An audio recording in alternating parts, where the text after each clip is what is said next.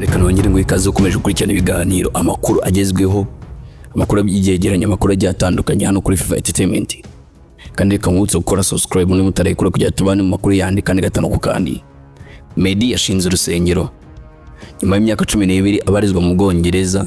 Umuhanzi mpuzamahanga Kitoko bibarwa nkaho yagarutse gutora mu Rwanda, aho yagarutse afite byinshi byo gusangiza abakunzi be, ndetse agaragaza ko uburyo afatanye n'inshuti ya kera Ngabo Meddy Jobert utuzi nka Meddy ivuga ubutumwa ribera kuri internet cyangwa se kuri murandasi. Mu kiganiro yagiranye n'itangazamakuru kuri iki cyumweru tariki ya 9 Ugushyingo 2025, Kitoko yemeje ko Meddy yashinze urusengero rukorera online, rukorera ivuga ubutumwa buri wa gatandatu, kandi ko ari umwe mu baryitabira kenshi. Yagize ati Meddy yarasanzwe ari umuntu usenga, yaraterura ngo avuge ngo ndakijijwe, ariko nkanjye twavuga turi kumwe yari umurokore.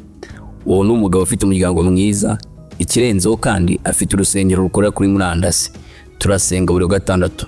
Kitoko avuga ko we na Meddy ari inshuti kuva na kera, bakiri mu rugendo rwo kwiyubaka mu muziki. Bamenyanye Meddy akiri umuhanzi ukizamuka afite indirimbo Amayobera. Ati twahuriye Butare duhita tujya mu bintu byinshi ntashobora kuvugira hano, ariko twajyanye no kuririmbira muri Afrika y'Epfo mu gikombe cy'isi. Iki gihe badutuyemo turagenda bituma turushaho kumenyekana ndetse no kumenyana. Kuva icyo gihe ngo bakomeje kujyana ubucuti bwihariye, aho mu bihe bitandukanye Kitoko yagiye gusura Meddy muri Leta Zunze Ubumwe za Amerika, nawe akamugenderera mu Bwongereza. Ati umbajije mu bantu twakoranye indirimbo nagarura Meddy. Meddy ni inshuti yanjye kurusha uko turi abahanzi, tuvugana hafi buri cyumweru. Nzi ko bitakoroha, ariko agarutse twakorana igitaramo cyiza. Kitoko agarutse gutora mu Rwanda nyuma y'imyaka 12 abazwe mu Bwongereza, aho yarigiye mu bikorwa by'ubuzima busanzwe n'umuziki, ariko atakibonekamo cyane mu Rwanda rw'iwabo.